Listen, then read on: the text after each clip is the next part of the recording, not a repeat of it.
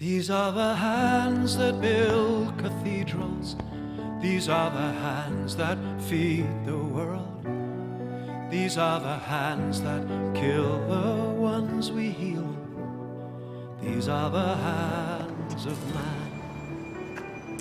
Hi, I'm standing on top of the Liver building in Liverpool. It's a city with a rich and interesting history, a city of excellent architecture, cathedrals, museums, a city noted for its football, a city noted also for its music. I've been coming here, I have a long and strong relationship with Liverpool since my teenage years, and the friendly people have also been a very good reason to be here.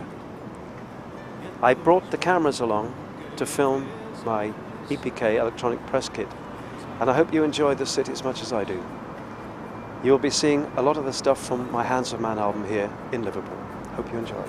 And we have crossed the oceans, we have followed the stars, we have learned to reason, we have studied the heart, we can build cathedrals. I'm very pleased with this record because each of the songs is an individual and strong idea. I got back into the idea of individual songs, so the Hands of Man basically developed as I went along. I had a couple of songs that I had from the past, and I wrote quite a few more based on ideas that I had during the songwriting process. I hear her voice, she calls to me, I know she's near, but I cannot see. The Hands of Man album was recorded initially at British Grove Studios, which is owned by Mark Knopfler from Dire Straits. It's one of the best studios I've ever worked in, and I've done quite a lot of recording in the past, like Moonfleet and Footsteps records. And then we moved sound systems across to my home in Ireland, where I recorded the Home album. And I did a lot of the vocals there as well, and additional bits and pieces, and it's a very comfortable environment to work in. When you get up in the morning and you walk to work, it takes you about 3 minutes and there you are. So that was good. And all the changes there that can be. Sometimes ideas are like a seed in the wind that lands, and then it grows in your garden.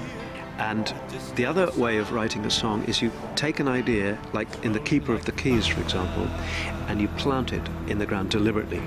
And that then grows into an idea that expands into a song. I wrote this song last year, thinking about that young girl, Malala, who was shot because she wanted to go to school. In my imagination, I've gone into a prison where there is a woman who wishes to have an education, wishes to live a life of her own determination, self-determination.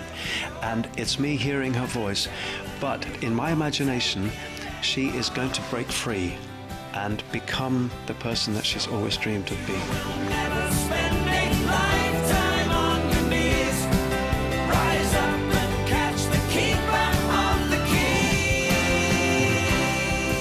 Another idea I had was going back to the old vinyl record days where you had one side and the other side. So we've done Sunrise, and then Meridian, which is midday, AM and PM, and then side 2 is Sunset.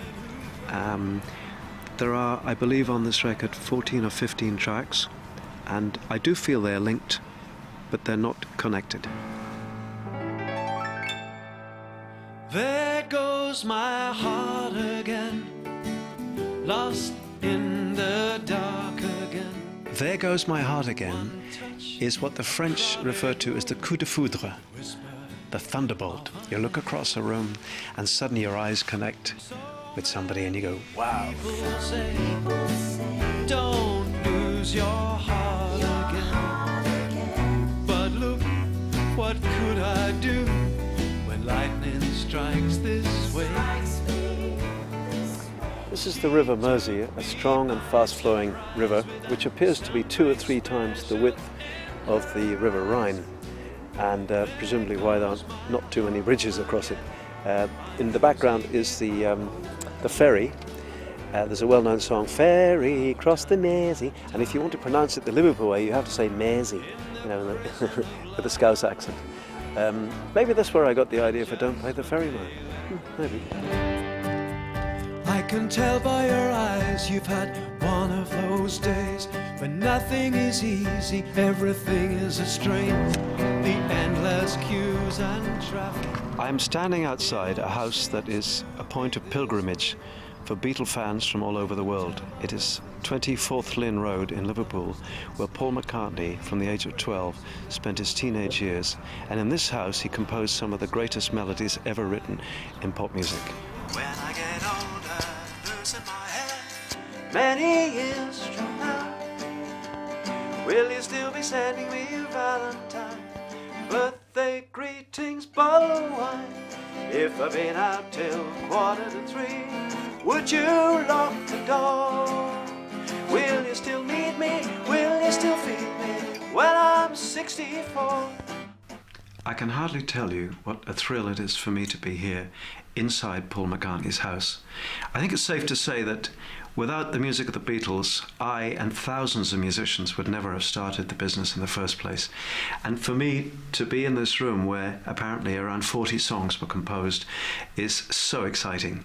For me, listening as a youngster to the music of Lennon McCartney was like walking into a complete dreamland, a new world where anything was possible.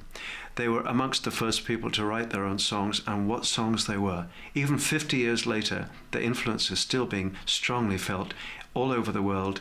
Countries which cannot speak a word of English, they adore the music of the Beatles, and it all started here. Birds on the wing, we are the lost generation. We have to go, breaking the hearts of a nation. I think a lot of people have experienced those days when you've left home and you've gone away, perhaps to a big city. And for me, it was very much that feeling when I went to London in the early stages of my career looking for fame and fortune. And it was a very lonely time, but it's, I suppose, character building in the big city on a big city Sunday. Here on a Sunday, it's bringing me down. The streets are deserted, there's no one around. On big city Sundays, it's when I'm alone. I'm holding back the tears, dreaming of home.